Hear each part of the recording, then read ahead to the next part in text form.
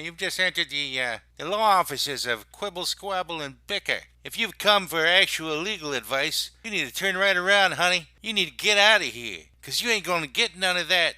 They quibble, and they squabble, and they bicker. But if you want to hear meaningless opinions, this is the right place. They got plenty of that. Stuff that makes no sense at all. They go off on tangents. It's crazy talk. If that's your thing, keep listening. They'll keep talking. Oh no no, oh no no, it's another episode of the Law Offices of Quibble, Squabble, and Bicker. You've entered the Law Offices of Quibble, Squabble, and Bicker.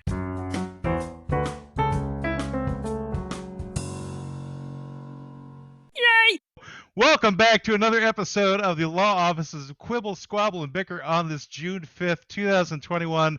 Today we have an incredibly special guest like nobody else we've ever had. His name is Randy Edelman, and you may not recognize his name, but you will recognize his music. He has scored films like Gettysburg, Lionheart,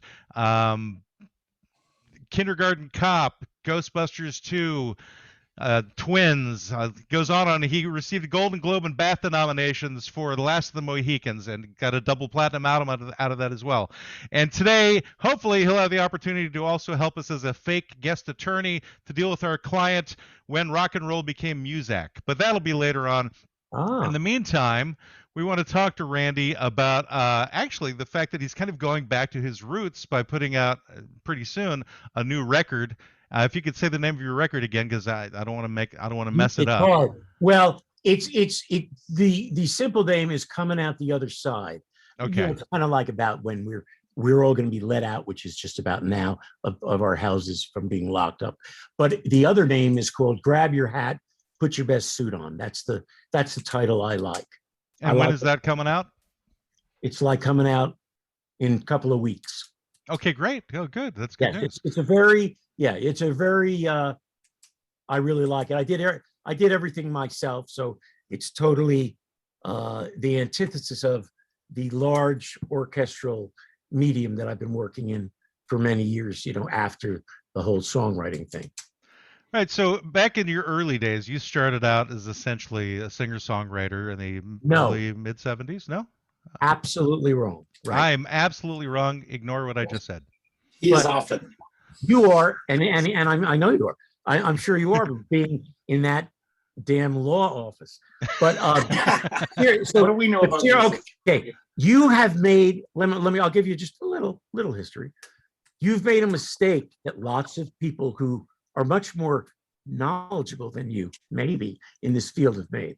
Here's what happened. I am a totally conservatory trained, serious concert pianist, conductor, blah, blah, blah, since I've been very young. I went to a music conservatory, and along the way, I was always like trying to get a girl, like a girl in the rock band on the campus, not one, maybe several.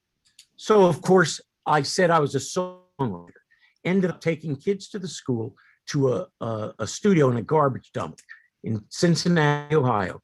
The name of the studio was King Records, as in James Brown.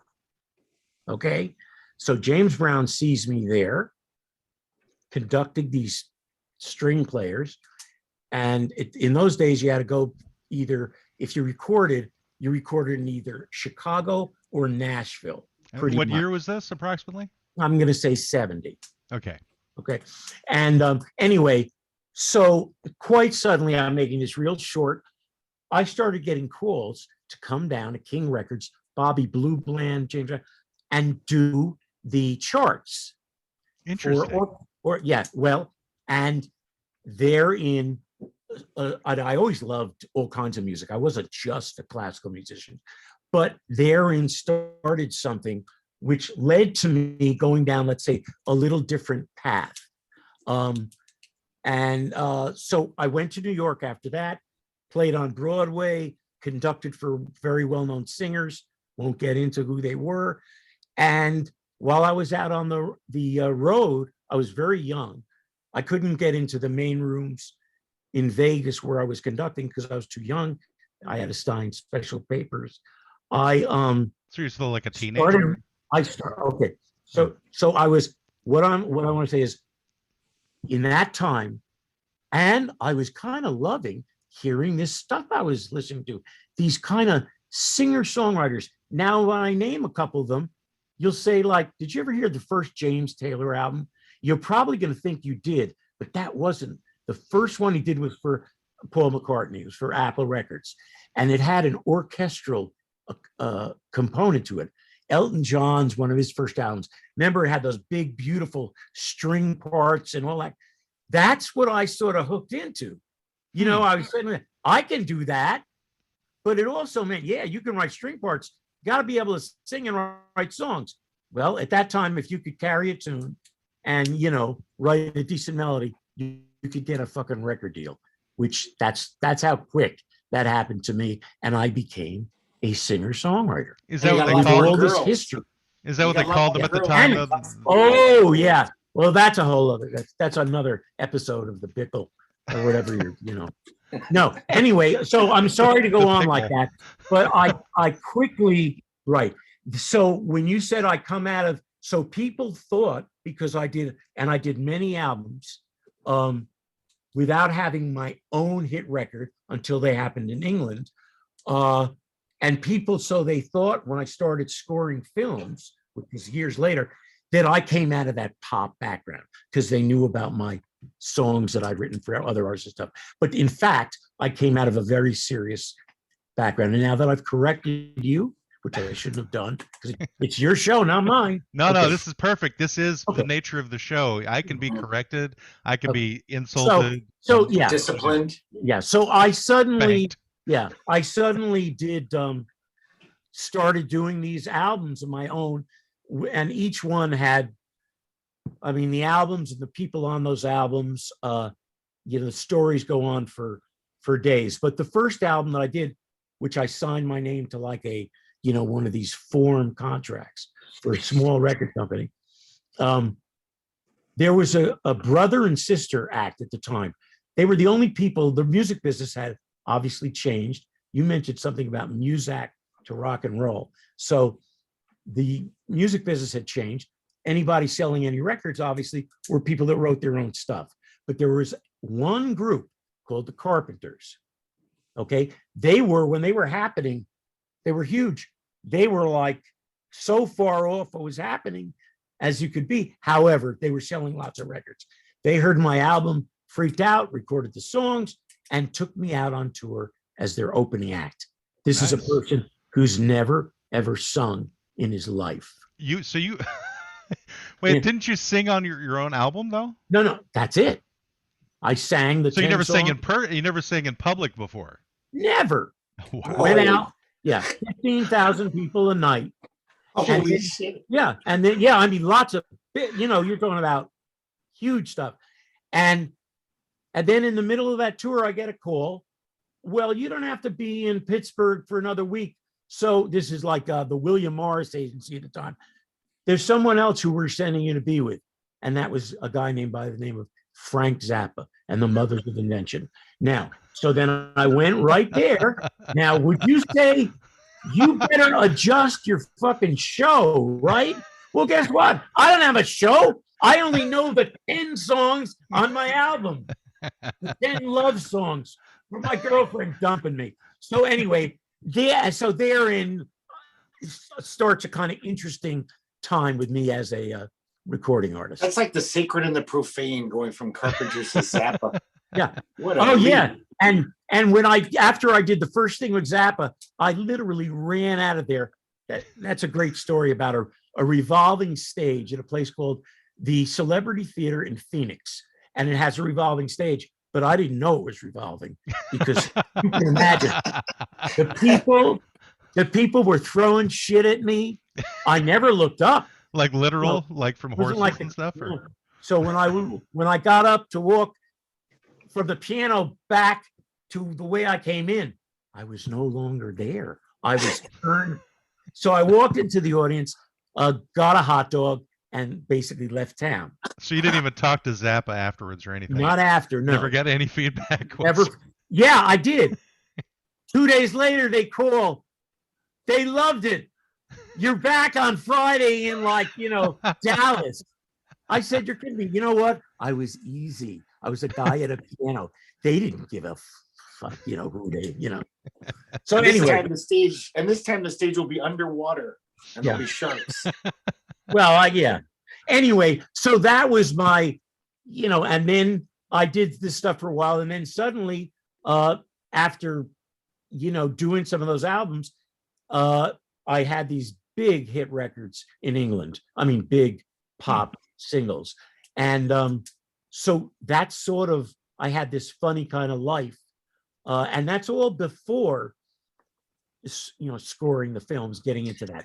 So Hey, Randy, could we go back a little? I'm curious, when you went from never singing in public to singing in front of 15,000 people, did you rise to the equation pretty quickly, or the first few weeks you were just mortified? Could you even function? Here's the good thing. Here's a good thing. If I was that way, and you had to play, like, let's say you had never performed before and you had to do, let's say, 45 minutes, that's a long time, opening act for somebody in a club, you would be nervous. You're in a place, the first concert was at Brigham Young University. Now, this wasn't a concert hall. You're in the field house. And I guess a Mormon priest or something, gets up and says, ladies and gentlemen, this is the biggest musical event in the history of the state of Utah. I'll never forget it. I'm standing there. But the reason I'm telling you that is, if you're in a club and you're a few feet from an audience, but when you're in a place like that, and it's, first of all, you can imagine, I was like 21 years old. The whole thing was crazy. All I cared about, of course, was the Carpenters recording a song of mine. That's what I was saying. I wasn't that huge at the time. Yeah, Right? yeah. Oh, huge. Yeah. But when you get up there, you're miles from the audience. You're nowhere near all those people because you're an athletic type of place. So there's a stage and there's lighting, and so it was like there was almost no connection, and it was sort of a goof.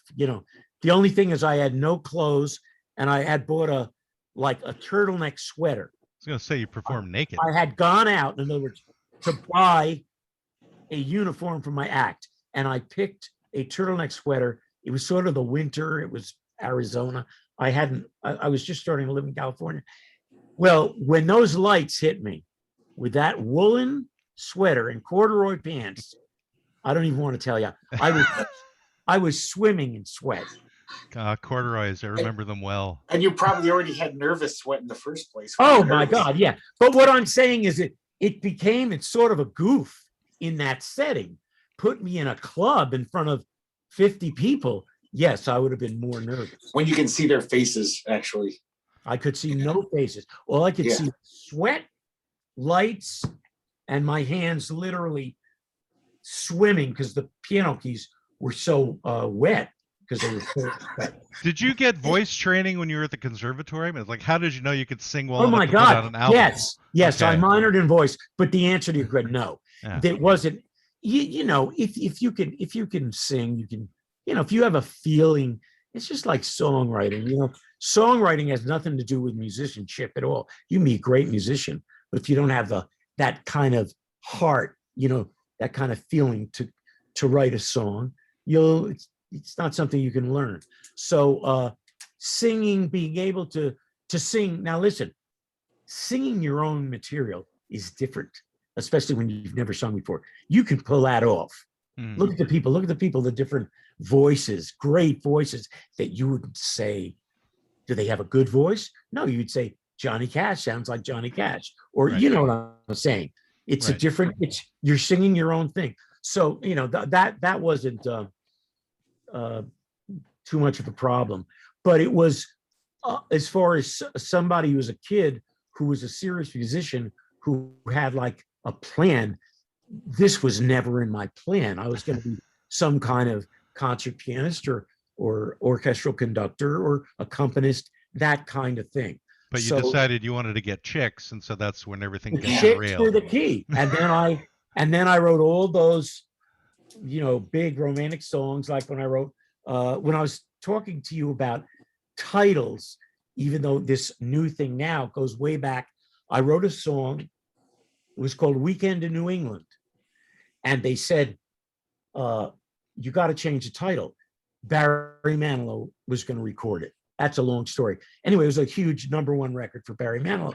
And they said, no, you have to change it to When Will I Hold You Again? Because that's what people are going to think of it as. And luckily I said, you know what? That's a shitty title. Weekend in New England. So that's, but I wrote all those, lots of romantic things for Patti LaBelle and Barry and Olivia Newton-John and the Carpenters and Dionne Warwick and blah, blah, blah. The list goes on. So, and that was on like a 3-year span. More than that. I mean, okay. Well, no. There was, I'd say a good 5 or 6 year that everybody was recording my songs, but people did like the Patti LaBelle record of my song, Isn't It a Shame? It's just an 8-minute screamer, which a guy named Nelly took, and I had a #1 hip hop record about. I tell you, when I saw that Nelly was in your list of critics, I was quite surprised. No, but there's all kinds of funny things that happen from those songs, from all those albums that didn't necessarily sell as me as an artist, but lots of very cool thing. The girl from ABBA, Agnetha, a lot of really people that were, kind of cool, picked up on different material, not just the romantic stuff. And so that was a whole part of my life. And then it was almost conscious. I did an album for Elton John. He had a new company called Rocket Records. So I went to London where all this stuff had happened and did an album for him. And then I kind of decided, I was getting kind of bored with the 3-minute song. Yeah. And so I sort of made a conscious decision to like get into other areas, the areas that I would have thought at the beginning it would be my dream to get into. You can't just score films, but you have to have, a certain background in order to do it, especially years ago, before all this technology. The technology has changed that field completely, You miss not being able to write lyrics anymore? Is that something you miss? Not in the least, no, because and listen, when I do a film score, nobody, people say, hey, Randy, how come you didn't write a song for that film? That's not my job. Nobody writes songs for films anymore. Songs are in films that people just buy to put in their finished records. There's no longer Moon River or Born Free or Goldfinger. You know what I'm saying? So, but film scoring, it's a completely different animal, and you have to it's 24/7. It's amazing pressure if you're fortunate enough to be one of the handful of people who get into it over a long period of time. So I don't have time to even think about songs or lyrics. But recently, that's what I mentioned, this new thing, I had some fun. And so I am curious about the transition phase. So, and this is where I think it all changes. You did a song for Jackie DeShannon, who then you married in 1976. So you finally got the chick. So then you were ready to move out of the singer-songwriter thing because you don't need to get any more chicks. I had already, Jackie, she's inside. She won't come out, but Jackie DeShannon is a huge name, people. In case you don't know Jackie DeShannon, who's his wife, she's like a huge name in pop music. Yeah, one of the best people, But anyway, she hired me as her conductor. Okay, way back before the songs, and when I met her, I didn't even answer the phone call that somebody called me about because all I wanted to do was do an album of those 10 songs I told you about. And that's when I met her. And I did one conducting gig for her, but that's when I met her. And we didn't get married for several years. There are stories there, which we won't get into. But anyway, but that's when I met Jackie way back. See, so long before the films or anything else, So that's when I met her. And then I did my first album after I met her. That's how long ago that was. You know. And then you got married though. So then again, no more chicks except for the one well, married to. This is your. I'm going to let you interpret this. I say nothing. Matt, I say nothing. I'm in the law office, so no. I'm a great. Our stenographer's taking down notes, by the way, so to be on record. So from that point, so you started looking into the. Now, was film scoring something that you were specifically interested in, or you just wanted to do more orchestral pieces? No. Okay. First of all, film scoring. I don't want to make it sound like a billion years ago. It wasn't what it is now. It didn't have the cachet. Mm-hmm. You know, you saw a film. Guess what? And meanwhile, where were all these composers from years ago? They were all from Eastern Europe. Who had gotten out of Europe. Or every one of them. Yeah. Every one of them. Dmitri Tiomkin, all those people. I mean, the greats. But they sort of wrote, you know, every second of that film, but it was more in the background. It was brilliant stuff. So film scoring sort of changed. I was not someone that heard scores as a kid and said, oh, I want to do that. Mm-hmm. So the answer to your question was no. But after I came out here and was in the studios, and I was intrigued with the timing of how to match music to a picture, because these people used to work with a click track. They didn't have a computer and hook up to the computer and set up your tempo and be able to hit things in, you know, like nothing. So I was intrigued about that. And I did some films early on.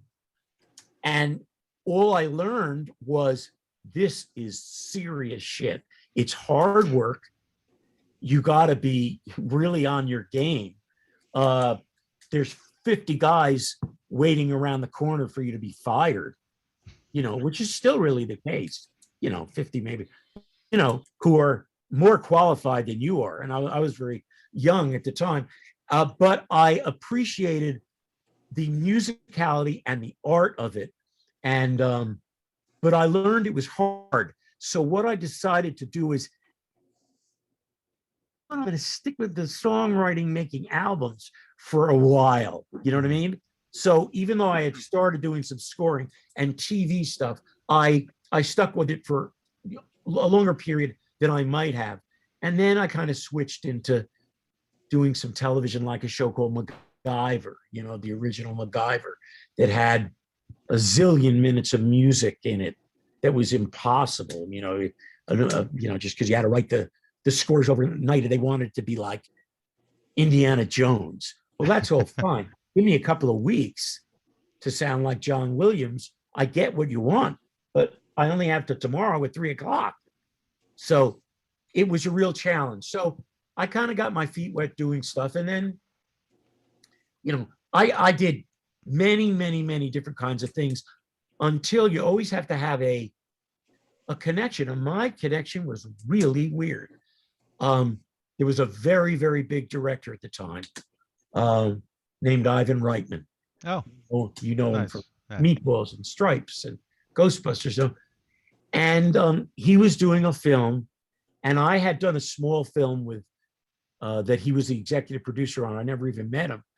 And he was doing a film called Twins, a really wonderful concept with Arnold Schwarzenegger and Danny DeVito, who were both hot as pistols. Right, at that time. As actors they at the were time. Huge. Yeah.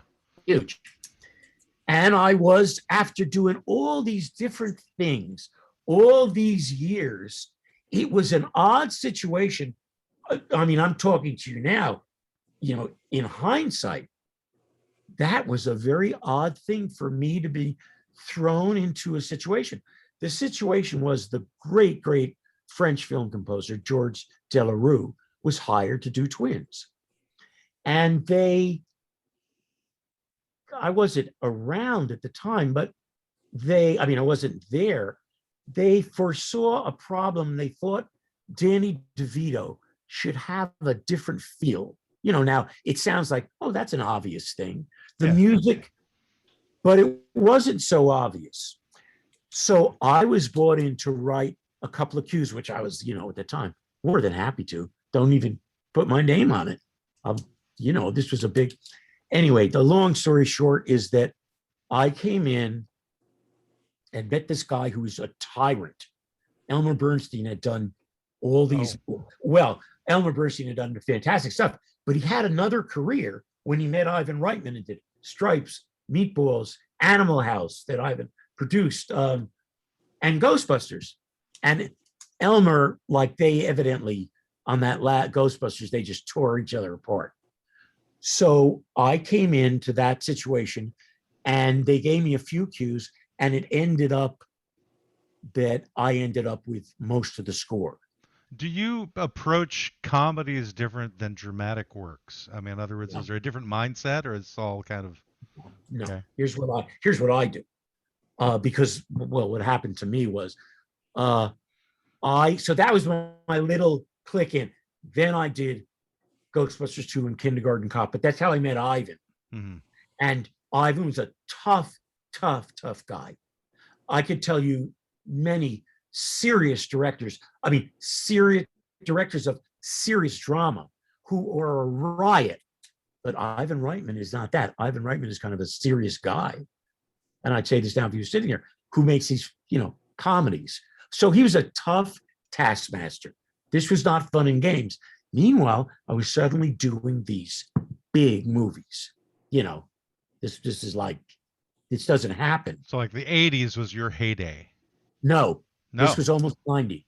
No. Okay. So this was, when I say 80s, I'd say, interesting because I'm doing something now. First time the Ghostbusters 2 soundtrack that Sony Classical is putting out. You'd say, why? And I won't get into that right now, but no, it was 89, I think, was Twins. Okay. So that's the world I was thrust into. And then I was doing like little pictures like My Cousin Vinny, and it becomes this classic. That was I did the that Mask. became a massive. No, yes, but it's massive now. Yeah. But it wasn't then. Then I went to Ireland to do a picture called The Mask with an unknown guy named Jim Carrey. You say, well, hold it. That was in Ireland? There's another picture. I went to Ireland because they had no money. And I was told, you got 10 cents? Give me the 10 cents, you know, packaged. I can go wherever I want. And so I went there. Long story why I went there. That's where we scored The Mask. But what I'm trying to tell you is not only was I doing these big mainline comedies, I was doing The Mask, My Cousin Vinny, little sweet pictures like While You Were Sleeping with Sandra. You know what I mean? So Yeah. I was like all kinds of comedies. And then that's when, you know, even though if you had told me a few years before that something like that was going to happen, you'd be elated. And I was. However, suddenly, hey, I want to do serious stuff. Mm-hmm. At which time I met the greatest director in the world, an English director. I didn't meet him. His name was Alan Parker. You know Alan Parker. Yeah. Pink Floyd The Wall. Well, no. Forget Pink Floyd The Wall. Forget Birdie. Great, though. You're right. You remember Fame, Midnight Express, Mississippi Burning. If he had a picture, Jackie and I were down at the movie the next second. He was just a great director.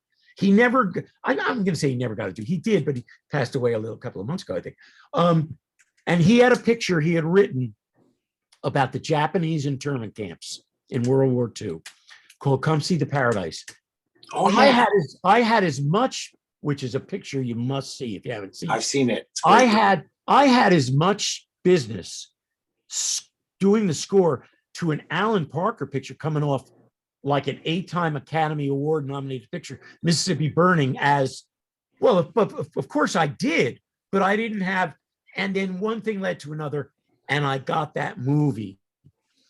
And that was my introduction to Gettysburg, Michael Mann, Last of the Mohicans. That's another story. Do you find when you're scoring comedies, though, are you tempted to put a trombone going wah, wah, wah? Yeah, everyone starts. Slide whistle when somebody falls, like, wee. No, bagpipes, Greg. He's all about the bagpipes. Yeah. And everything. And contrabass flutes. Yeah.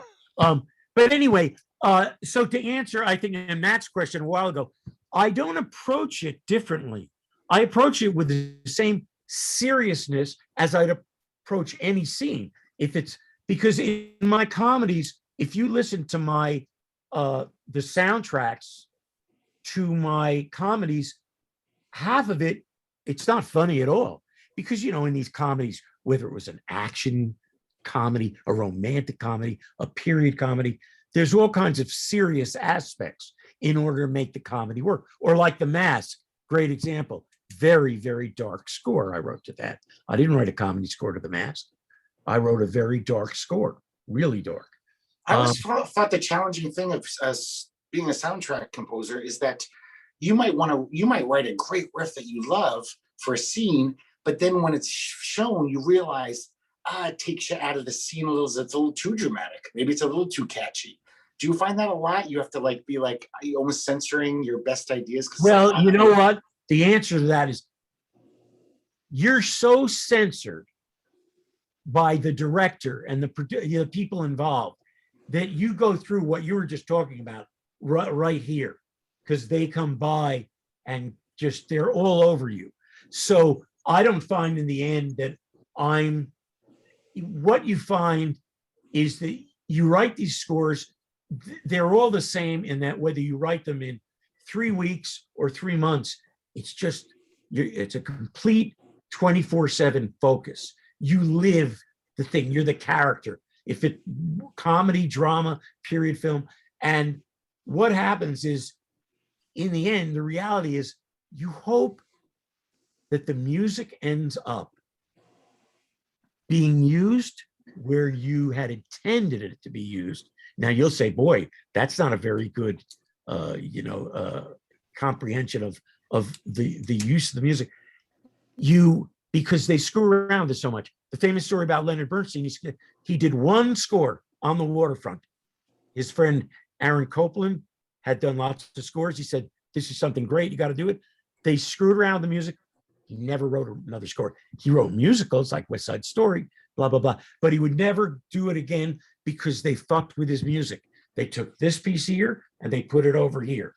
And that's they put the slide whistle sound over a murder scene. When he meant it for a lighthearted moment. Exactly. For example. Yeah. Have you ever been so passionate about work that you've done where you wanted to actually punch a director? That's the norm.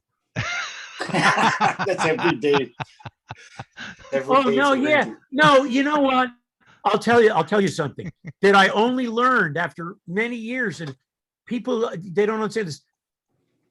First of all, when they do I think you know this, when they do a film, the music that they live with for the whole life of that film is not the score. It's their temp score. That's what they put in from day one with dailies. The editor puts it in, the music supervisor puts it in. They have screenings of the film studio. That's what they see. The composer's like the last guy in. And the problem is they get used to it. They get used to the mood of a scene. So you're up against and it doesn't matter what kind of film it is. It's the same thing every time. So you're not only coming in with someone who, they all have, every director comes in, they say the same thing. My thing is the music. They're all the same. They're all, no matter who it is. The thing I really love is doing the music. It doesn't matter that somebody may play the cello or be a folk singer, or or an opera buff or a jazz freak. They all have something, and they sort of try to lay on you that they know what they're talking about. But what happens is when they come over, they're hearing something to a film that they may have worked on for years. that's brand new. The only thing they've heard musically is this temp score that they've worked on, by the way. It's not like, oh, they threw 50 cues in. No, they've worked on it for a year or two. So no matter how brilliant your piece is, they're still going to be like, it's a little off from what I envisioned because I've been watching it. So what it is, so when you asked me about something just now, when you said something in the end, what happens is, here's what I found. When they come over, I used to play something for them when I was playing it on the piano or with all my synths and was all mocked up, an orchestral, mock up. I think that they're hearing when I play it, what I'm hearing. Guess what? They're not. They're hearing something different. There's so much involved. They're freaked out. They never heard it before. It doesn't seem to be like what they are. They don't know if they like it. God forbid you go 3 seconds over when their temp cue ended. Or the big thing is, try putting music into a scene that they didn't put a temp music in when they were showing it, screening it. That's almost impossible to, and you know what? You may score the music. It may be the best thing in the movie, you think, your best piece of music. Very rarely, in the end, when you ask me about, and you're sitting there watching the finished movie, what happened? It ain't there because they got frightened. They got scared. Interesting. And the music generally ends up sort of where that temp music was. Then so it's and that's the honest truth. There may be other composers, if they're honest, they would be telling you, or they may not tell you. But that's what happens. So you're up against, depending on who it is, depending on, they're all different animals. I mean, I remember doing films with people, especially these big comedies, and these guys were like first-time directors. You go, holy shit, who put this guy? It's a huge picture. And you find out, oh, he directed the commercial, the Nike shoe, the Nike shoe thing for, and then you know what you find out in the end? I think I'm going to see, okay, he did some hip video. It's a shoe. It's a stationary shot of a shoe. You explain that. because they work for a commercial company called Scott Free, as in Ridley Scott's company. You know what I mean? So these are the kinds of things you run up against, but you don't have time. All I'm saying is, where that guy who directed a shoe and suddenly got this gig, his thing is different than somebody like Michael Mann or Alan Parker, or it's different. Some guys, I want to take us on a different tack. So you got an award, I think it was in like 2014, from BMI, the Richard Kirk Lifetime Achievement Award, which is like a preeminent award for somebody in your business to get.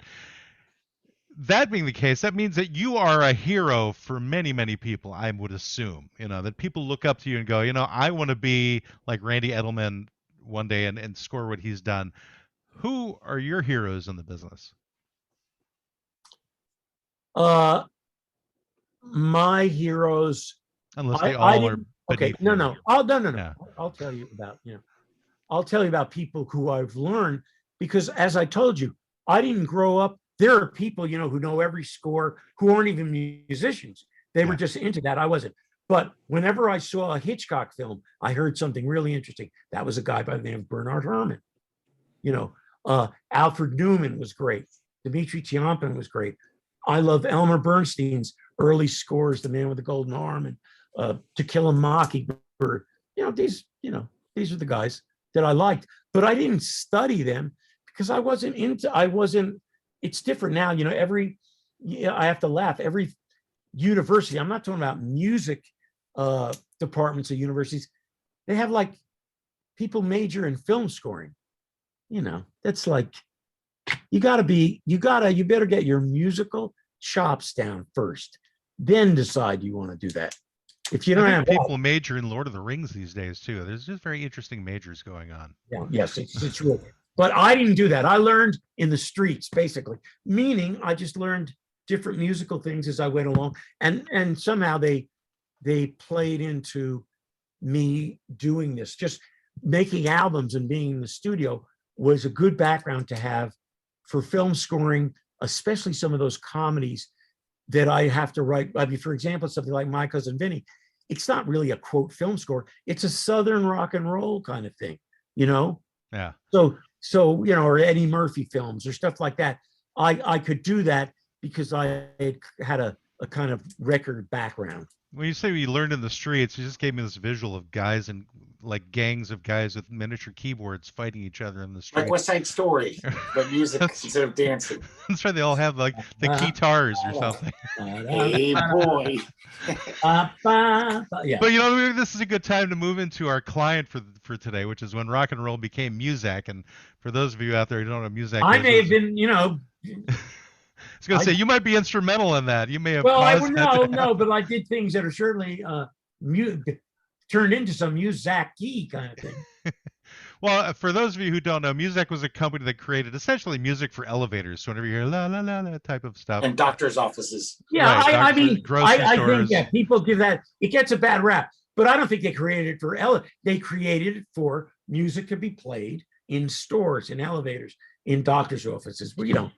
Hey, can I just interject and try to be a know-it-all? I actually read that it was really made to be played in offices. Be a know-it-all?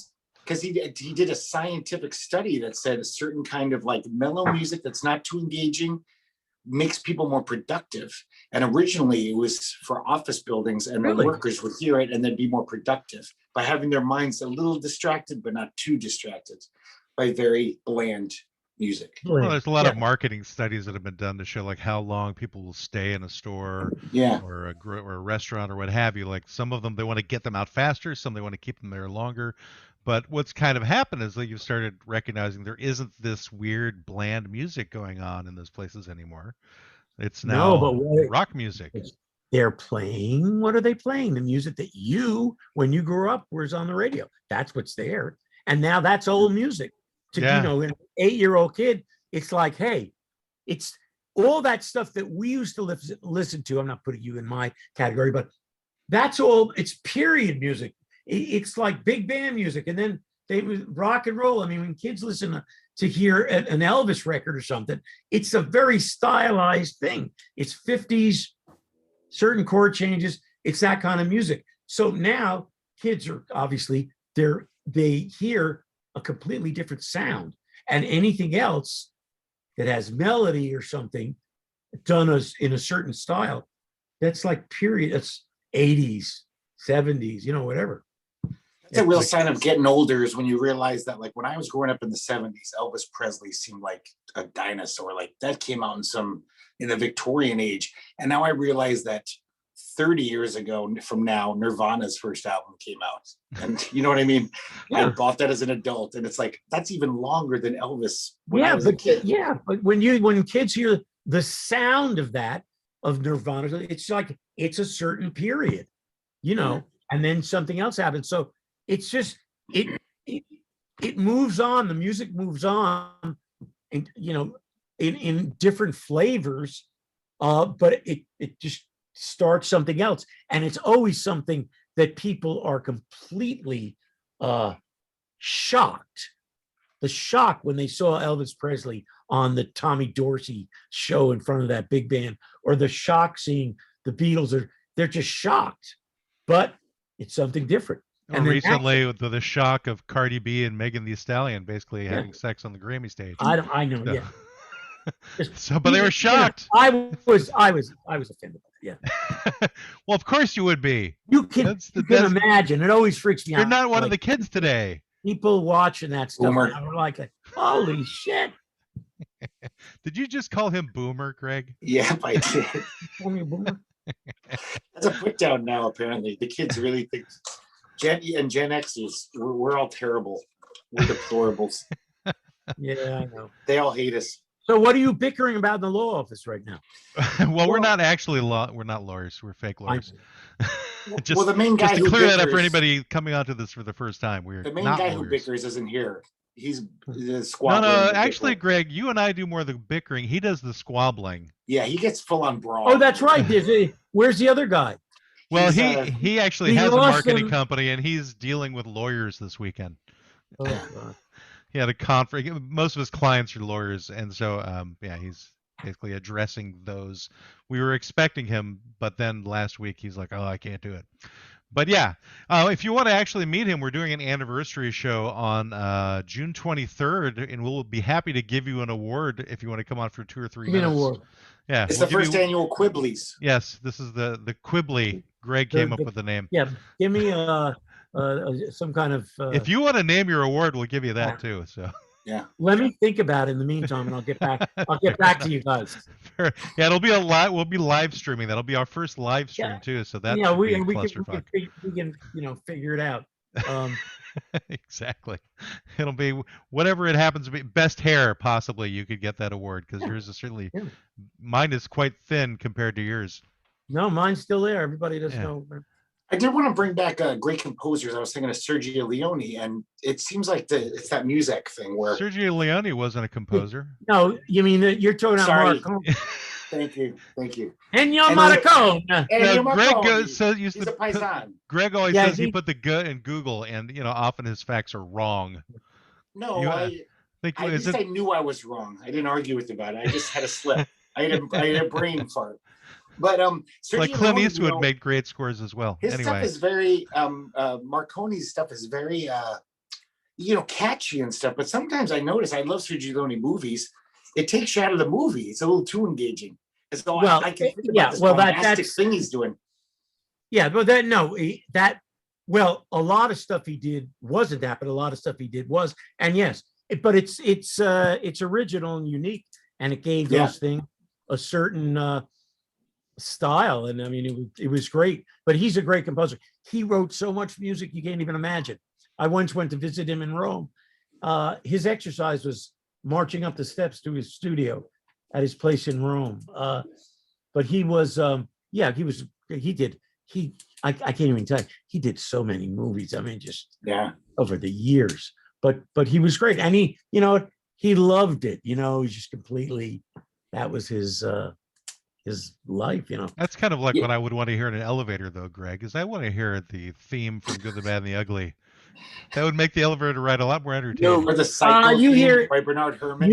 You hear that in plenty of elevators. Come on, that's been in lots of elevators. You'd want to hear the Psycho theme. Well, I mean, look, you can. The good thing about this field is, if you're working on the right kind of project with the right kind of director, you can do wonderfully creative things. The problem is that for composers, you're under pressure. You have a certain amount of time. You get locked into what they may think about. And sometimes you may not deliver your best, most original take on something because you want it to be, take the easy way out. So do you have anything? I know you're taking a bit of a break right now from scoring because of your side project of singing. Yeah, Greg usually disappears when he's going to the bathroom, so that's probably what. Yeah, he doesn't let us know. Can we see him in there? No, right now, I am doing something which I have put off for a while, which is a big historical musical. Oh, right. I was reading about that. It actually sounded quite fascinating. Can you go into that a little more detail? Well, I really don't want to, but I will with you. Well, a tiny bit of detail then. Well, okay. There's a great story, one of the great stories in modern history. It's as good or better than going to the moon. It's at the turn of the century when, for many, many reasons. You're talking about the 20th or 21st century? 20th. Okay. I mean, the idea was to connect the Atlantic and Pacific Ocean. You know what that is? Yeah. That's the Panama Canal. Oh, that's what it was, exactly. So it's an amazing. Now, if you want, if you were smart, so your assignment is, you get a book called The Path Between the Seas by the greatest American historian, David McCullough, and you read that story. And you get the whole story. My thing is only a piece of it, but I mean, it's just an amazing story about that whole thing. Started years before that when they had built the Suez Canal, which was much longer than the Panama Canal. And they thought, oh, this will be easy. You know, it's like a third of the length. And we already built the Suez Canal through the desert, you know. Well, so the fact is that it wasn't so easy, and they encountered lots of problems. And the characters involved, and they encountered yellow fever and the fact that it's just, you know, so I know it sounds like boy, why would anybody want to do a musical? But it's a great story. And I have a fabulous writer, John Weidman, who wrote 2 or 3 of Sondheim's shows, Pacific Overtures, Assassins, and John's writing the book from a kind of period when I placed the story, because it's much too big a story to tackle the whole thing. So have you written a musical before? Like no, you can't. These things are like open-ended, and you know what? It's the kind of thing you have to really want to do it, and kind of pull it apart, and then because you know it's pretty hard to. You have to get something on its feet. It's hard enough to make a film. You try to mount a musical, you know, especially, unfortunately, this one's a big one. It can't just be, you know, done on a small stage with a few singers. Yeah, you'd have to actually do it in the isthmus. Did I pronounce that right? Yeah. Isthmus. And I'll get stuck in this. When I was reading about that, I was thinking, you know what? They should just build a canal like directly through the heart of North America. They could connect all the lakes. There, you know, yeah, but you know what? In this day and age, you know, there's some really great technical wizardry that could really show. Anyway, so I don't know. To be honest with you, there's been a lot of work that I've done already over the years with John, and John Weidman, the writer. Okay. But originally, I took it to Hal Prince. You know who Hal Prince was, you know. Hal Prince, hello. I know the name. I don't remember what he's associated with. I've definitely seen the name. He's associated with Broadway. Shall we start with West Side Story, Fiddler on the Roof? Okay, thank you. All Sondheim shows. I've heard of these. Evita. Sound familiar. I don't know who I am, let alone somebody else. Did you say Evita? He did Evita? He did Evita. I didn't do Evita. No, I said he did. So he was the director. Yeah. Wow, I saw him. And Phantom of the Opera, he did too, directed that. Those were the newer things he did, but he goes way back. He was the guy originally kind of took this idea to him, you know. Oh yeah, you know why it was familiar to me, because I was just watching recent episodes, or not episodes, but recent broadcasts of Kennedy Center Honors, and I was watching part of an episode that was honoring Hal Prince, and that's why I was like, I know it's in here somewhere. Oh yeah, probably, yeah. Yeah, it was because he was the only one who had 3 Broadway shows running at the same time. That was like one of his big significant landmarks. So thank you for bringing him back into my mind. That was literally 2 days ago. I told you, I cover all. We haven't even gotten like I cover all aspects. But you know, that's the only know-it-all on the show.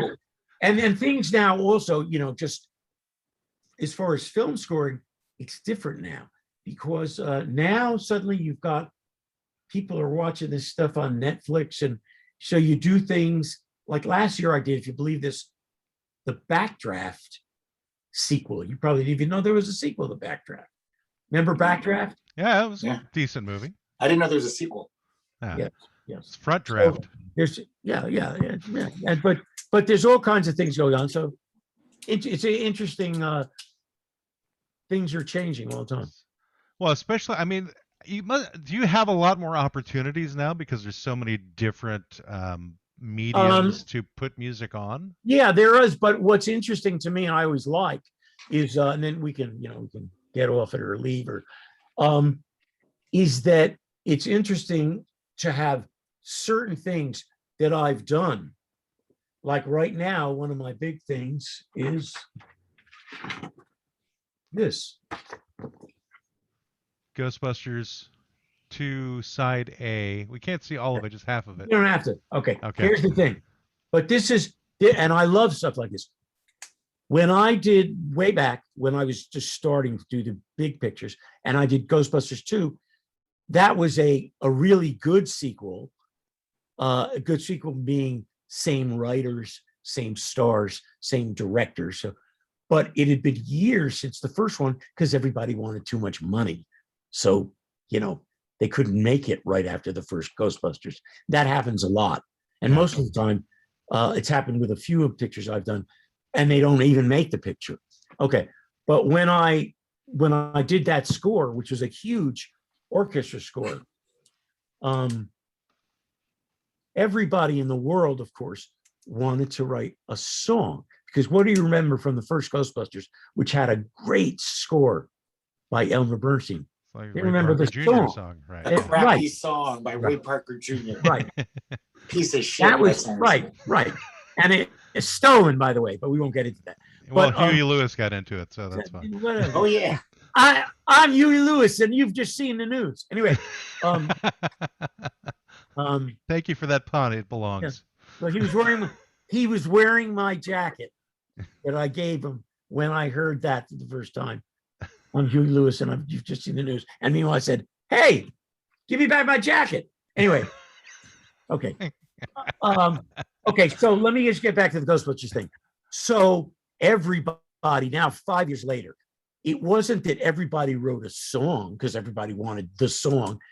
They were finished records, you know what I mean? It wasn't like a song. And all the record companies spent a fortune because they all wanted the song or a song. Well, it turns out the whole movie is only Randy Edelman's score, basically, except for a little bit of the old song. And in the end credits, like 50 songs, you know what I mean? After the movie ends.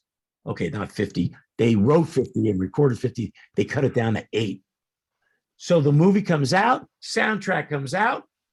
What's the soundtrack? The 50 songs, not one piece of my music. Now, at the time, I would, but you know what? Yeah. Fine. I got through it. I was starting on this great new thing, having been around doing also. I didn't make a fuss. Over the years, I get these calls because most everything I do is there's a soundtrack of. So finally, like literally months ago, they called me, and Sony Classical, that's a really first class in the scheme of these kinds of things label, calls me, and they want they're going to release the score. I said, you got to be joking. They go to look for the music. Now I'm telling you guys, this is a real legal office, This is Ghostbusters 2, the sequel to the biggest comedy of all time. Huge orchestral score done at the Clint Eastwood stage at Warner Brothers. Can't find my score. Oh my God. Mean, the physical score. Now, I should not be telling you this, but I will because I imagine the squabbling. We're very too discreet. Many people. Right. Anyway, tell anybody this. This is like if you're serious. Listening, everybody, close your ears right now. So okay. We tracked it down, like it's like this is impossible. You can't written music. That's one thing. They destroy this stuff and it's buried somewhere, and then they have it on microfilm or something. But to lose the physical score with hundreds of people playing it, so would it get buried with Ivan Reitman or something? I would. Yeah, no, I didn't even call him. We got about half of it, I'd say, and then I had to blah blah blah do stuff which you're not supposed to do. We had to do stuff. We had to steal it from the movie. The soundtrack nerds. It's like, is this the? I don't care what it sounds like. Is this the music from the 1928 cue in that scene? No, because it sounds like shit. No, they want that, Anyway, so I had to sort of piece a lot of it together. Wow. But it's all done now. But never before, they had never released the soundtrack before. Wow, that's fascinating. Yes, is this why they didn't? Did they actually reach out to you for the current Ghostbusters movies to score those? No. No? No, they don't. It doesn't work like that. No. Oh, okay. Well, I just thought you did sequels. Whoever is making it, directed, that's those things. I think it's actually Ivan Reitman's son is directing the new ones. Yeah. Right. I did enough pictures of it.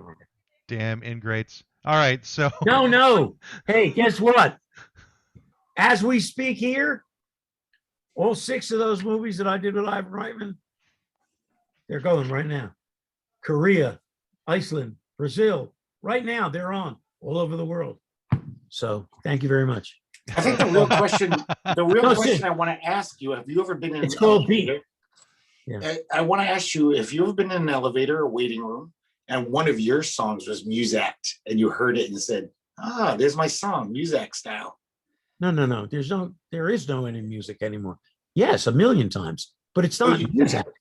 It's I'm saying when it's Barry Manilow. It's the Carpenters. It's Olivia Newton-John. Right. It's them singing my songs. But in the 70s or 80s, did you ever hear a Muzak version of any of your songs? Did that ever happen? Well, no, because they didn't Muzak those things. It takes years to get to the point that they would Muzak it. But the point is they don't do that anymore. Yeah. They do it, but the Muzak is my, that's why I said, is my song. The Muzak is the music. Do you understand that, Greg? And the music is the Muzak. I think that should be the song title, actually. The music is the Muzak. The Muzak of your life. Yeah. Anyway. Sound of Muzak. All right, well, I think this is a really good time to wrap this thing up. I want to thank Randy Edelman incredibly much. I don't even know if I used my adverbs correctly, but either way, I said it, and I'm going to have to live with it. For helping us out with our client. What was the name of the client today, Greg? Do you remember? It was the music is the music. No, when rock and roll became music. Yeah, exactly. So thank Randy very much for that. You want me to? I'll come up with. I'll do a song based on that title. And Randy, yell out for Jackie again. I will. Yo, hey lady. Yo, mama. Where's my sandwich? Yeah, where is that damn sandwich? No, she's not in. She's not. You're trying to cause marital strife, Greg. That's not okay. I mean, this is my own little place back here. Nobody can hear. I'm back here. I try to cause. This is how you do it. Oh, very then I can be the divorce attorney. Right. Call my friend who thinks I fucked up and let her know that we got it together. Oh, I texted Eileen while we were. No, I feel because I just recently met her and I don't want her to think I'm a fuck up. No, she doesn't think that at all. She's a very talented. She's actually a really fun person to deal with, so I think she'll be okay. I said we canceled the canceling because we were about to cancel. But it was funny. As soon as I saw that, I went, no, we're gonna do it. This has become a quest. The quest of making this happen. So for those of you who don't know what was going on, it took us about an hour to get the show to happen because we had technical difficulties. But, after a year of doing this podcast, it was time for us to finally have something go to fuck. So, and we dealt with somebody who was incredible to work with. I really enjoyed this conversation. I hope you did too. Thank you. I did. That is excellent news. Usually I'm the one who goes to fuck. Usually I just go to fuck, but today was technology's fault. Yeah. Yes. All right. Well, listen. Best of luck with your show. Thank you very much. Thanks. Appreciate you. You guys are great, and I'll talk to you whenever. And I'm glad this worked out. I would have felt really bad. I don't like. We had to complete this. All right. Well, this is the Law Offices of Quibble, Squabble, and Bicker with our guest Randy Edelman, and we're done. You've left the offices of Quibble, Squabble, and Bicker. It's over. It's over. It's time for you to go home. It's over. It's over. Go away now.